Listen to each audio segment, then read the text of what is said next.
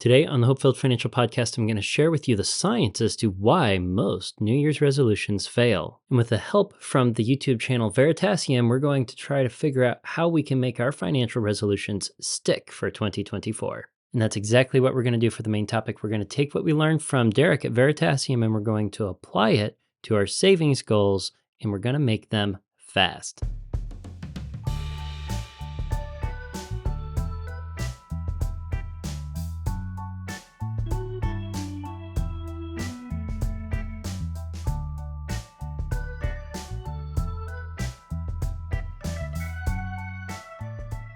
Good morning and welcome to the HopeFilled Financial Podcast. My name is Jay Disberger, your one and only HopeFilled Financial Coach, and I'm happy that you're here with us today. First and foremost, Happy New Year. I hope that you had a lovely celebration that was enjoyable and safe. Last year at this time, I had made it a goal. I had made it my New Year's resolution to make the HopeFilled Financial Podcast and to film through the entirety of 2023.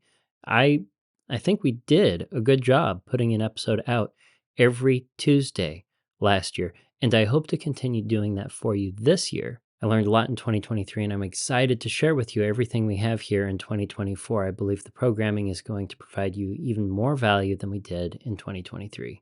Another resolution I had was to start every day when I had my second cup of coffee, reading a book for at least 10 minutes. I wanted to see if I could get through a good number of books in 2023. What ended up happening with that, though, is my time ended up getting dedicated elsewhere. It was very easy for me to maintain that habit of reading a book every morning when I was part-time with my day job, and then the other part-time was working on the podcast here in financial coaching. I ended up having to go back full-time temporarily because they needed me at work, and I was willing to be flexible with my schedule, but it meant sacrificing my New Year's resolution of reading a book every morning.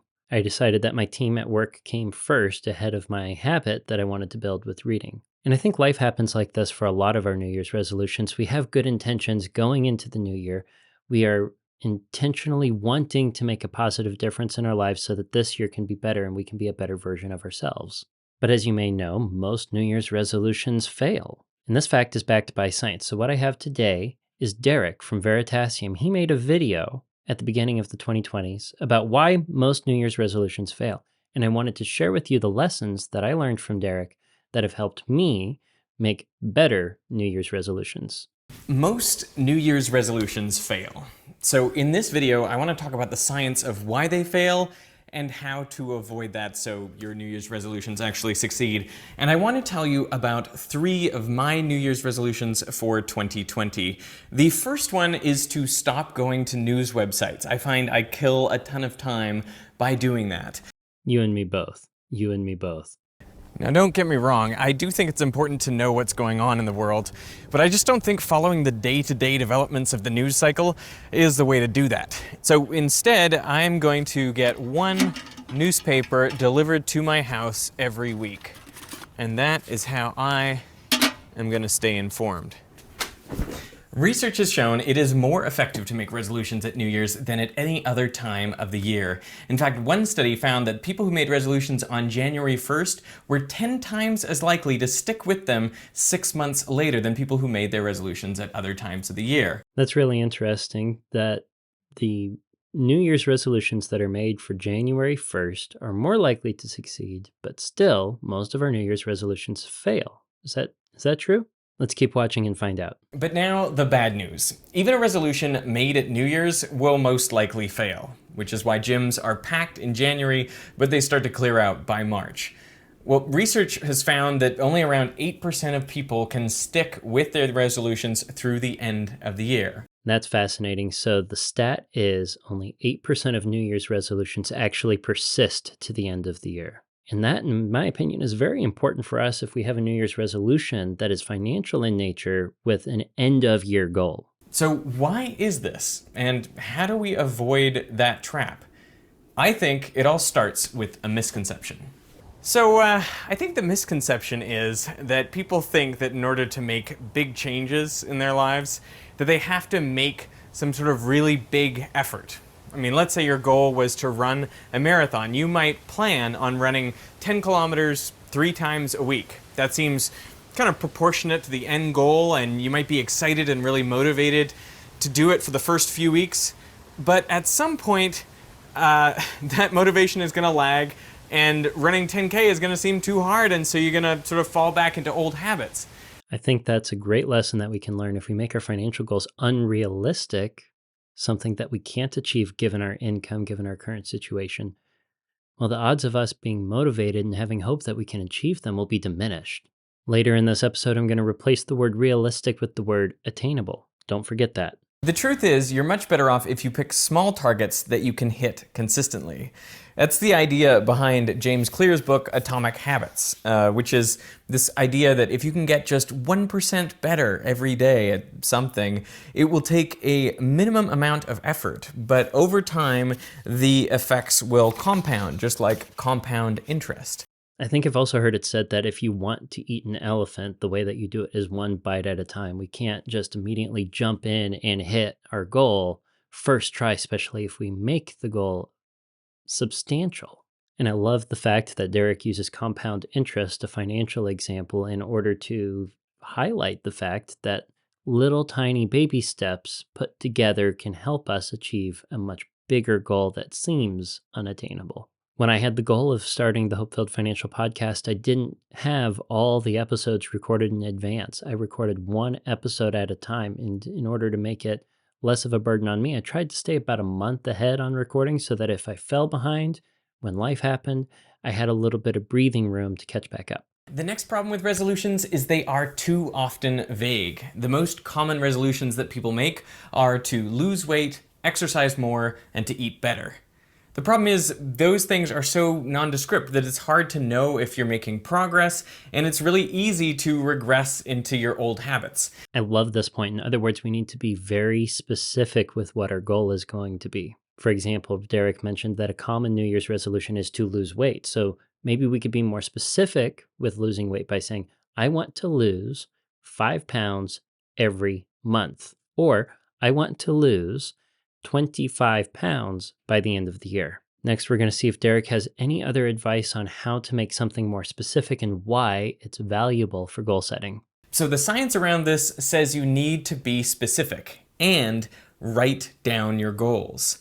People who write down their goals are 40% more likely to achieve them. 40% more likely to achieve your goals if you write it down. Okay, I like that. Let's just, right now, if you're listening to this, make it a goal to today write down any New Year's resolutions that you may have made yesterday. That is pretty significant just by taking that step of putting pen to paper. And I'm thinking here in this video, you should put your New Year's resolutions in the comments, because at least that is taking a step towards committing yourself to a goal for the year. I'm going to extend that challenge and say that if you're listening on a platform that has a comment section and you have a financial goal that you would like to meet, a financial resolution this year, put it in the comments. I'm hoping that we can inspire other listeners who see the goals that are shared and go, I think I want to do that too. My second New Year's resolution for 2020 is to write in a daily planner every day of this year. In fact, I can be more specific than that. I will write one word in this book each day.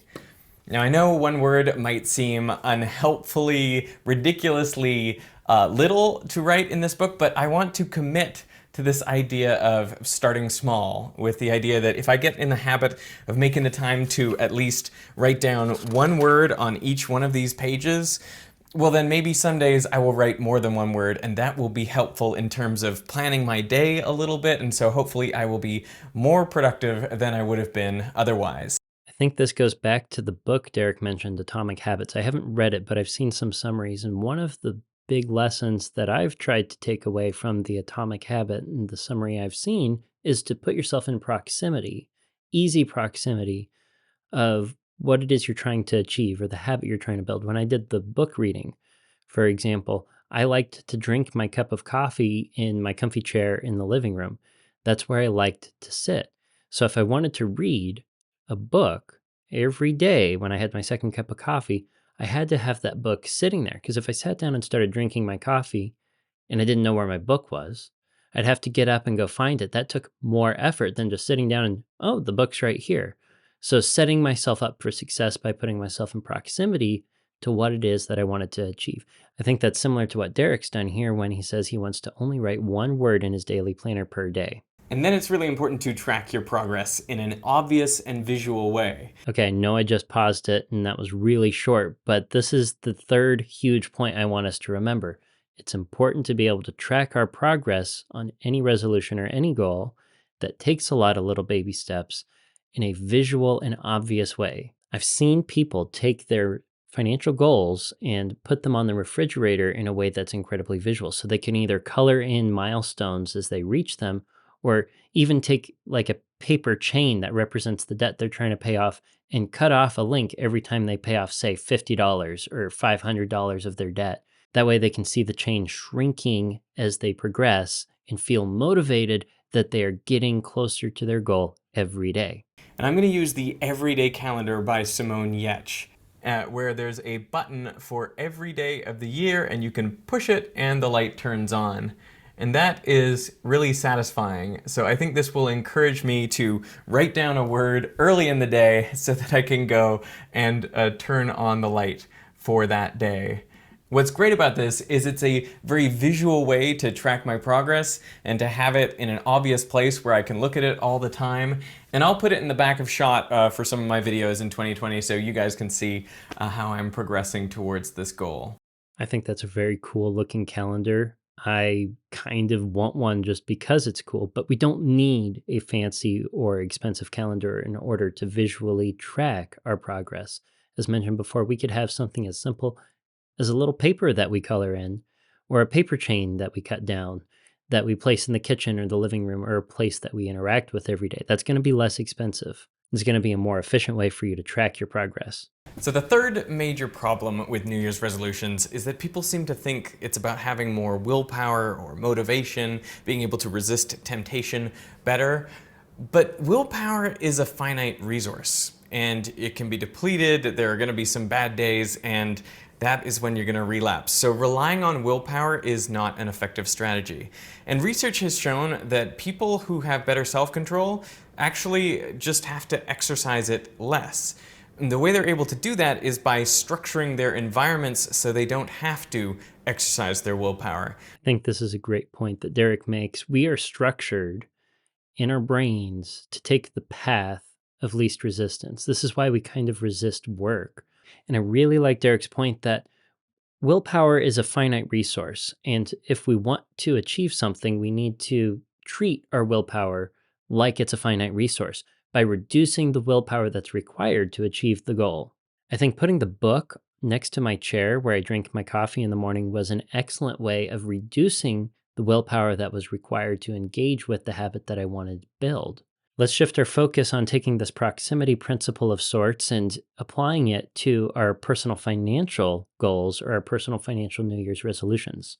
If we have a place where we write down our goals, our financial goals, we need to have it located where we're going to be seeing it regularly. If you have it written on a piece of paper, well, maybe you need that on the refrigerator or taped to the wall or a corkboard next to your desk where you do your work. Or if you're like me and you like to keep all of your financial information in a spreadsheet or some sort of computer program, maybe you need to set that computer program or that spreadsheet to open up when your computer boots up so that it's always an open window. It pops up and it reminds you, hi, I exist. Sometimes I'm going to need some attention. Are you on track? Now, before we move on, I didn't play the full video for you that Derek made, as if you enjoyed his work and you want to see the rest of what his video had to say, I've linked it in the description below. I think the Veritasium channel has done amazing work to educate all of society on science and ways that we can better our lives. Derek's an amazing educator, probably one of the best that's ever graced the internet. And with that, we're going to move on with Derek's wisdom into today's main topic.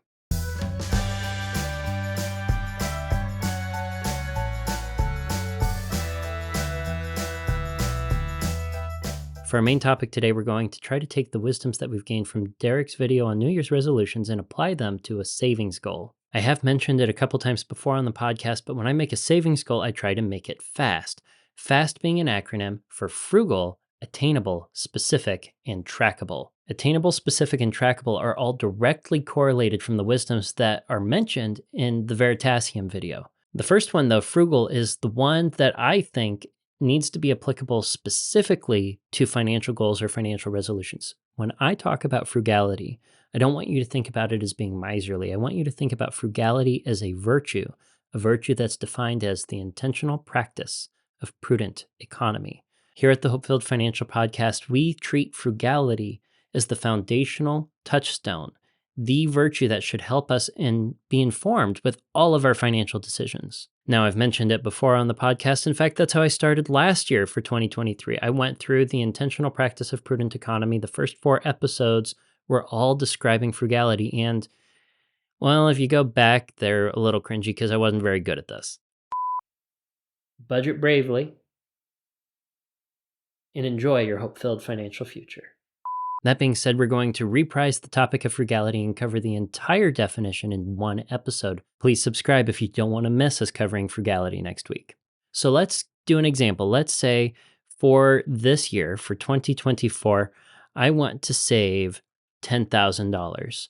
So while $10,000 here might seem like a lot, if we break it down into the monthly chunks and make it so that we only have to save $833 a month, it not only is attainable, but it looks a lot more attainable.